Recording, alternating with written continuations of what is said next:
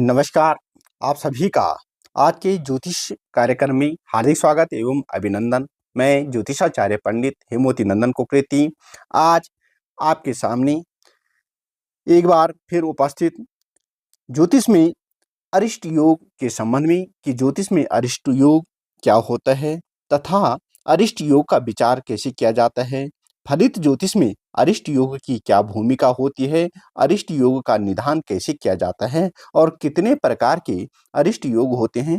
तो सबसे पहले हम अरिष्ट योग को जानते हैं कि अरिष्ट योग किसे कहते हैं। तो दोस्तों, जब तक मैं इस कार्यक्रम को आगे बढ़ाता हूं तो आपसे विशेष निवेदन है कि आप वीडियो को लाइक, शेयर, कमेंट तथा सब्सक्राइब अवश्य करें और वीडियो को पूरा जरूर देखें। तो चलिए बात करते हैं अरिष्ट योग की। इस मृत्यु लोक में मानव अपनी कर्म अनुबंध के आधार पर जन्म प्राप्त करता है तथा अपनी जन्म जन्मांतर में की गई शुभ अशुभ कर्मवशात अल्प आयु, मध्यम आयु या दीर्घ आयु को प्राप्त करता है। ज्योतिष शास्त्र प्रमुख रूप से आयु का निर्धारण प्रमुखता 3 भागों में करता है: अल्पायु, मध्यम आयु और दीर्घ आयु। किसी व्यक्ति को मध्यम आयु प्राप्त है तो उसके स्वयं के कर्मों के आधार पर है, क्योंकि इस संसार में दृश्य एवं अदृश्य रूप से सब कर्माधीन है। व्यक्ति अपने कर्मों के अनुरूप इस जन्म में सुख दुख, लाभ हानि, व्यय अपव्यय, राजयोग एवं दरिद्र योग स्वयं के कर्मों से प्राप्त करता है। ठीक इसी प्रकार से व्यक्ति का दीर्घ आयु होना या अल्प आयु होना भी व्यक्ति के जन्म जन्मांतरों में की गई शुभ अशुभ कर्मों का ही प्रतिफल माना जाता है। वास्तव में अरिष्ट भी कुछ इस प्रकार का ग्रह योग है। अरिष्ट के विषय में विभिन्न ग्रंथों में भिन्न भिन्न मत हैं। प्राय बाल अरिष्ट योगों के विषय में माता पिता द्वारा कृत कर्मानुसार मिलने वाला प्रतिफल होता है। वस्तुतः शोध एवं अनुसंधान के उपरांत हमारे ज्योतिष शास्त्र के अष्टादश आचार्यों के कथन अनुसार यदि व्यक्ति की मृत्यु प्रथम 4 वर्ष जन्म से प्रारंभ करके मध्य में होती है तो उसमें जीव का कोई दोष नहीं होता। इसको दंड उसकी माता के कर्मों को प्राप्त होता है, क्योंकि जन्म से लेकर प्रथम 4 वर्ष तक अथवा गर्भ में मृत्यु को प्राप्त करना या प्राप्त होना, इन सभी कारणों में माता के कर्मों की अहम भूमिका होती है। क्योंकि ऐसे काल में व्यक्ति की माता के द्वारा खाए अन्न जल को ग्रहण करके अपने शरीर का पोषण करता है तथा प्रथम 4 वर्ष के मध्य बालक के अरिष्ट का विचार माता के जन्मांग चक्र से करना चाहिए, क्योंकि बालक का भरण पोषण माता के द्वारा खाए गए अन्न जल दूध के द्वारा होता है। इसलिए प्रथम 4 वर्ष तक माँ बाल अरिष्ट हेतु माता के जन्मांग चक्र से विचार किया जाता है। अब बात करते हैं कि 8 वर्ष तक बाल अरिष्ट योग। जब बच्चा 4 वर्ष से 8 वर्ष के बीच हो जाता है तो किन ग्रहों के कारण उसकी मृत्यु होती है या बाल अरिष्ट योग होता है, तो ज्योतिष शास्त्र में भी इसका विचार किया गया है। प्राय अधिकतर देखा गया है कि जन्म के 4 वर्ष के उपरांत बालक भोजन ग्रहण करना प्रारंभ कर देता है। ऐसे बालक का भरण पोषण पिता द्वारा अर्जित धन के द्वारा होता है। इसलिए यदि 4 वर्ष से 8 वर्ष के मध्य यदि व्यक्ति के जन्मांग में अरिष्ट योग है तो कारक पिता को माना जाता है। अतः ऐसे व्यक्ति की जन्म कुंडली अथवा माता की जन्म कुंडली से विचार नहीं करना चाहिए, अपितु पिता के जन्मांग चक्र का अवलोकन कर अरिष्ट के विषय में विचार किया जाता है। यदि पिता की कुंडली में कोई संतान हानि से संबंधित है तो उसका उपाय किया जाता है, क्योंकि ऐसे समय में जातक पिता द्वारा अर्जित धन के द्वारा जीवन यापन करता है, इसलिए पितृ कष्ट से जातक की मृत्यु होती है। अब बात करते हैं 8 से 12 वर्ष पर्यंत अरिष्ट विचार। यदि कोई बच्चा 8 वर्ष से 12 वर्ष का होता है तो 8 वर्ष पूर्ण कर चुका व्यक्ति यदि अरिष्ट योग से ग्रसित होता है तो ऐसी अवस्था में माता पिता के जन्मांक चक्रों से विचार नहीं करना चाहिए, क्योंकि 8 वर्ष के उपरांत जातक को स्वयं आचार विचार लाभ हानि धर्म और अधर्म के विषय में ज्ञान प्रारंभ हो जाता है। भला बुरा वह अच्छी तरह जानते हैं कि क्या उचित खाना है, क्या नहीं खाना है, कैसा रहना है। इसलिए यदि किसी जातक की जन्मांक चक्र में 8 वर्षों से आरंभ करके 12 वर्षों के मध्य यदि जातक की अरिष्ट वर्ष मृत्यु होती है तो जातक के स्वयं कर्मवशात अरिष्ट योग होता है। अतः ऐसी अवस्था में अरिष्ट जातक की कुंडली आधारित ग्रहों के अनुसार करना चाहिए। अब बात करते हैं कि आचार्य वाहरामीर अनुसार अरिष्ट विचारों का, कि आचार्य वाहरामीर ने अपनी ग्रंथ में किस प्रकार के अरिष्ट विचारों को वर्णन किया है, उन्होंने क्या कहा है। तो सबसे पहले इस पर हम प्रकाश डालते हैं। यदि किसी जातक का जन्म संध्या काल लग्न में हुआ हो और चंद्रमा की होरा हो, पाप ग्रह राशियों के अंतिम भाग में स्थित हो तो ऐसे समय में पैदा हुआ जातक मृत्यु को प्राप्त होता है। फिर उन्होंने कहा है केंद्रों में पाप ग्रह शनि मंगल राहु बैठे हो और किसी केंद्र में बैठे पाप ग्रह के साथ यदि चंद्रमा बैठा हो तो जातक मृत्यु को प्राप्त होता है।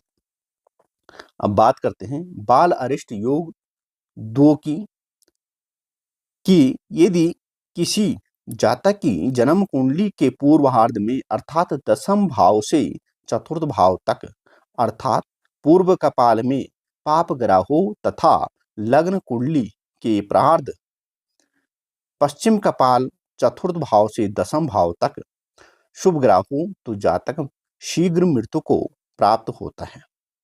और यदि लग्न और सप्तम से द्वितीय द्वादश स्थान स्थित पाप ग्रहों से भी जातक का शीघ्र मरण होता है। अन्य मृत्यु योग के बारे में यहाँ पर वाहरामीर ने कहा है कि लग्न में सप्तम भाव में पाप ग्रहों से पाप युक्त चंद्रमा पर शुभ ग्रहों की यदि दृष्टि नहीं हो तो जातक शीघ्र मृत्यु को प्राप्त होता है।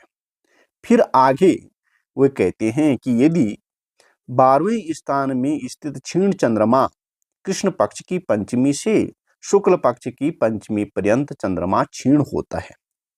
यदि जातक के जन्मांग में हो लग्न और अष्टम भाव में पाप ग्रह हो और केंद्र भाव में शुभ ग्रह नहीं हो तो जातक की मृत्यु होती है।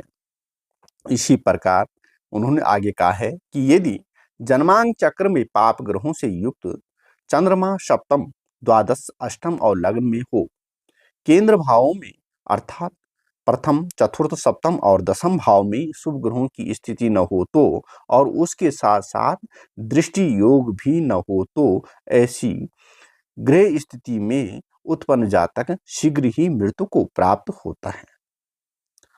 अब बात करते हैं अगले योग की, कि यदि किसी जातक की जन्म कुंडली में लग्न से छठे या 8वें भाव में गए हुए चंद्रमा पर पाप ग्रहों में से किसी एक की दृष्टि हो और शुभ ग्रहों की दृष्टि से रहित हो तो जातक का शीघ्र मरण होता है।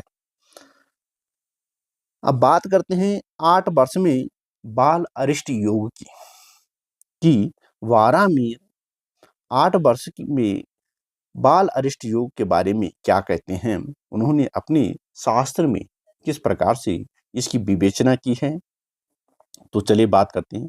यदि जन्म लग्न से छठे या 8वें भाव में गए हुए चंद्रमा पर शुभ और अशुभ ग्रहों की दृष्टि का अभाव अर्थात शुभ और अशुभ दोनों ग्रहों की दृष्टि न हो तो ऐसी ग्रह योग स्थिति में उत्पन्न जातक 8 वर्ष तक जीवित रह सकता है। अब बात करते हैं 4 वर्ष में अरिष्ट योग की, कि वस्तुतः चंद्रमा की उपयुक्त ग्रह स्थिति वशात अर्थात शुभ और अशुभ ग्रह दृष्टि से रहित जातक की आयु 4 वर्ष तक ही रहती है। एक मास में अरिष्ट योग के बारे में उन्होंने कहा है कि यदि षष्ठ भाव में गए हुए शुभ ग्रहों पर पाप ग्रहों की दृष्टि होती है तो जातक का जीवन मात्र 1 मास तक रहता है। यदि पाप ग्रह से पराजित लग्नेश सप्तम भावगत होता है तब भी जातक का जीवन 1 मास तक होता है। इसी प्रकार माता सहित अरिष्ट योग के बारे में ज्योतिष शास्त्र में उल्लेख आता है कि यदि लग्न कुंडली में अष्टम भाव तथा प्रथम चतुर्थ सप्तम दशम स्थान में पाप ग्रह हो और लग्न भाव में क्षीण चंद्रमा कृष्ण पक्ष की पंचमी से शुक्ल पक्ष की पंचमी पर्यंत हो तो जातक का मरण होता है। और पाप ग्रहों के मध्यगत होता हुआ चंद्रमा अष्टम सप्तम और चतुर्थ स्थान स्थित हो तो भी जातक का मरण होता है। इस प्रकार की ग्रह स्थिति में लग्न की स्थिति हो और पाप ग्रहों के मध्यगत लग्न सप्तम अष्टम भाव में पाप ग्रह गए हो तो जातक के साथ उसकी माता की भी मृत्यु होती है। किसी भी ग्रह की स्थिति योग में चंद्रमा पर बलवान ग्रह की दृष्टि होने पर जातक की मृत्यु होती है, माता की नहीं। अन्य बाल अरिष्ट योग के बारे में कहा गया है कि यदि किसी जातक की कुंडली में राशि के अंतिम नवांश गत चंद्रमा पर शुभ ग्रहों की दृष्टि न हो तथा लग्न से पंचम भाव और लग्न भाव पर पाप ग्रहों की दृष्टि स्थिति होने पर भी जातक की मृत्यु होती है। यदि सप्तमस्त पाप ग्रह और लग्न गत चंद्रमा से भी जातक की मृत्यु होती है। यदि कर्मशः शनि ग्रह द्वादश भाव में, सूर्य नवम भाव में, चंद्रमा प्रथम भाव में और मंगल ग्रह अष्टम भाव में हो तो जातक शीघ्र मृत्यु को प्राप्त होता है। उक्त ग्रह स्थिति में बलवान गुरु की दृष्टि से जातक का मरण नहीं होता। बाल्य जीवन में केवल अरिष्ट कहा जा सकता है। अन्य प्रकार के अरिष्ट योग के बारे में भी उल्लेख आया है कि पाप ग्रहों या पाप ग्रह से युक्त होकर चंद्रमा पंचम सप्तम नवम द्वादश और अष्टम भाव से होने पर जातक के लिए मृत्यु कारक योग संभव है, परंतु उपयुक्त योग तभी संभव है जब उक्त योग के साथ शुक्र ग्रह या बुध ग्रह अथवा गुरु ग्रह के साथ योग संबंध अथवा दृष्टि संबंध नहीं होता, क्योंकि शुभ ग्रह बुध शुक्र ग्रह के योग संबंध से अथवा दृष्टि संबंध से जातक की मृत्यु नहीं होती है। तो दोस्तों, यह था अरिष्ट योग। आपको कैसे लगा? आप लाइक, शेयर, कमेंट तथा सब्सक्राइब अवश्य करिए। फिर मिलेंगे अगली वीडियो में। तब तक के लिए आप सभी को नमस्कार एवं वीडियो देखने के लिए बहुत बहुत धन्यवाद।